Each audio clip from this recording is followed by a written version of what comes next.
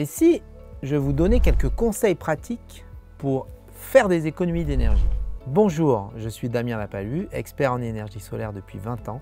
Je suis également le président de la société Spirexel, spécialiste en énergie renouvelable basée à Sifour-les-Plages, en région PACA.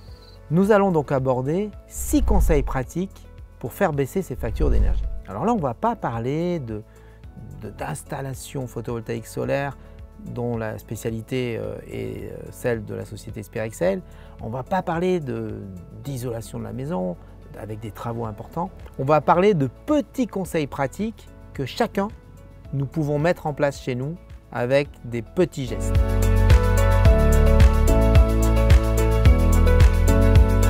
Le premier, vous le connaissez tous parce que vous en avez tous entendu parler. Chassez les appareils en veille. Vous pouvez économiser jusqu'à 10% de votre facture d'électricité en maîtrisant mieux les appareils en veille. Comment vous arrivez à les maîtriser?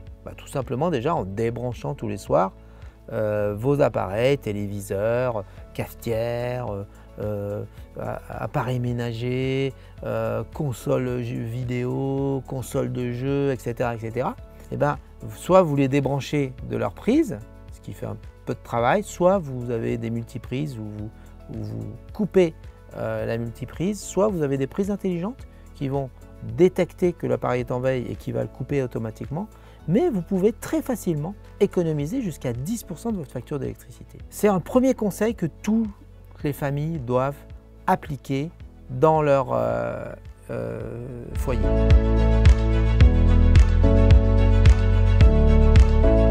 Le deuxième conseil, il est simple. Il est de choisir des appareils ménagers les moins énergivores possibles.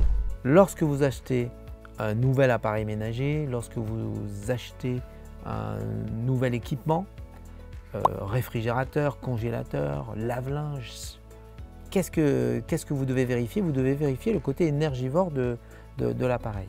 Entre deux machines, il peut y avoir 10, 15, 20% de différence d'économie d'énergie.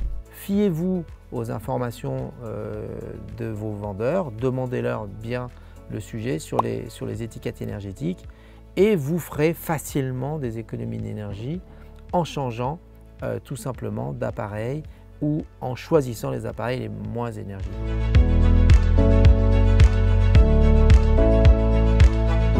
Autre conseil, le choix de vos ampoules. Qui n'a pas mis d'ampoule LED aujourd'hui dans sa maison?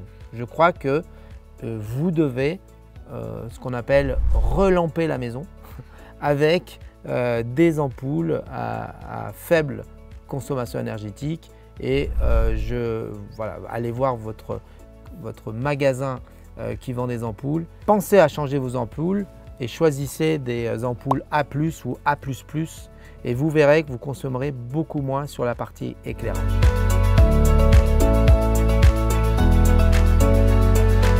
Savez-vous que vous pouvez également entretenir votre linge en économisant de l'énergie? Comment faire? Tout simplement des gestes de bon sens. On ne met pas en marche un lave-linge à moitié plein. On étend le linge naturellement. On évite d'utiliser un sèche-linge pour sécher son linge. Quand on n'a pas le choix, il n'y a pas de problème. Mais quand on a le choix, voilà, ce sont des gestes simples, c'est du bon sens. Mais par contre, à la fin de l'année, le cumul déjà de tous ces petits points qu'on a abordés, et c'est pas fini, vous fait économiser beaucoup d'énergie.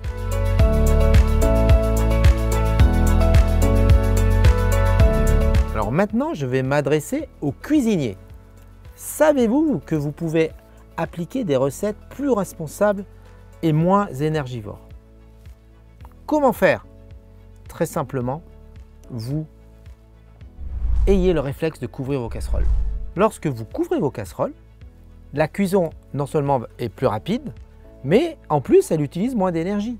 Bien entendu, vous pouvez réaliser aussi des économies d'énergie en choisissant du matériel moins énergivore, notamment sur vos plaques de cuisson.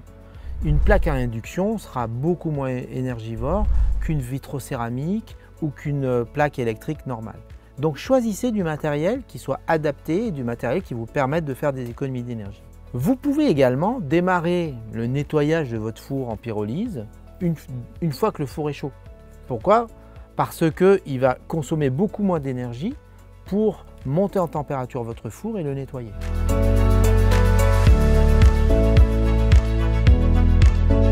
Il faut maîtriser votre consommation d'énergie. Comment on maîtrise sa consommation d'énergie? Déjà en indiquant une température de consigne adaptée. Quel est le conseil donné par les autorités, notamment par l'ADEME? Le conseil, c'est 20 degrés dans une pièce à vivre, 18 degrés dans une chambre et 22 degrés dans la salle de bain au moment de la toilette et 18 degrés dans la salle de bain lorsque vous ne prenez pas votre toilette.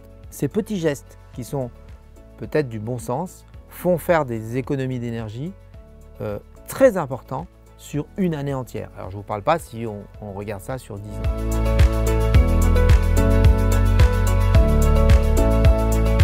Si grâce à Spirexel, vous êtes producteur d'énergie solaire, à ce moment-là, le conseil, c'est de faire fonctionner le plus possible de vos appareils ménagers, de vos chauffages, de vos climatisations, pendant que vous produisez cette énergie solaire en journée. Et donc, le sujet de à quel moment je consomme et à quel moment et à quelle intensité je consomme de l'énergie devient très important et vous devez vous adapter à ce que vous avez chez vous en matière de production d'énergie.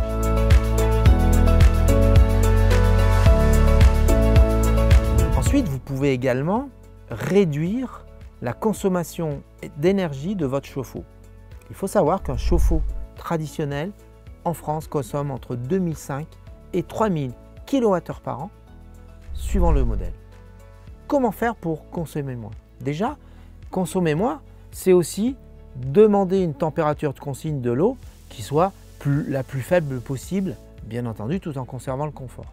Ensuite, vous pouvez investir dans des chauffe-eau thermodynamiques ou dans des chauffe-eau solaires qui vont vous permettre là vraiment de faire baisser de jusqu'à 80% le besoin d'énergie pour avoir le confort de l'eau chaude sanitaire.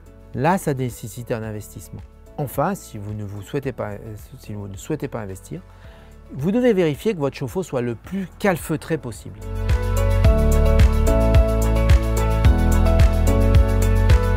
Vous pouvez enfin réduire la consommation d'électricité de votre chauffage. Et là, on est sur les mêmes bases de bons gestes de bon sens. Respectez les températures de consigne dont on a parlé tout à l'heure. 20 degrés dans une pièce à vivre, 18 degrés dans une chambre, 22 degrés dans la salle de bain au moment de la toilette et 18 degrés le reste du temps. Si vous respectez ces températures-là, vous allez faire des économies d'énergie. Il faut savoir que 1 degré de plus, ça ne fait pas 1% de plus de coût énergétique, c'est souvent 10-15% de plus de coût énergétique. C'est par exemple changer votre chaudière fuel ou gaz par une pompe à chaleur RO. Vous pouvez ainsi diviser par 4 votre facture énergétique. Vous pouvez également changer vos radiateurs électriques par des pompes à chaleur RR et vous allez pouvoir diviser par 4 ou 5, suivant les modèles, votre facture d'énergie. Donc vous voyez, faire baisser sa facture d'énergie, ce n'est pas un problème qui est délégué à quelqu'un. C'est votre problème. C'est à vous, par des décisions énergiques et des passages à l'action, mais aussi par des petits gestes barrières du quotidien. C'est vous qui avez les clés en main pour faire baisser cette consommation énergétique. Voilà, je souhaite terminer cette vidéo en vous disant la meilleure des énergies, c'est celle qu'on ne consomme pas. Donc, à vous de jouer. Je vous souhaite une très bonne journée. Pensez à vous abonner à notre chaîne YouTube si ce n'est pas déjà fait. Et je vous donne rendez-vous dans une prochaine vidéo. À bientôt.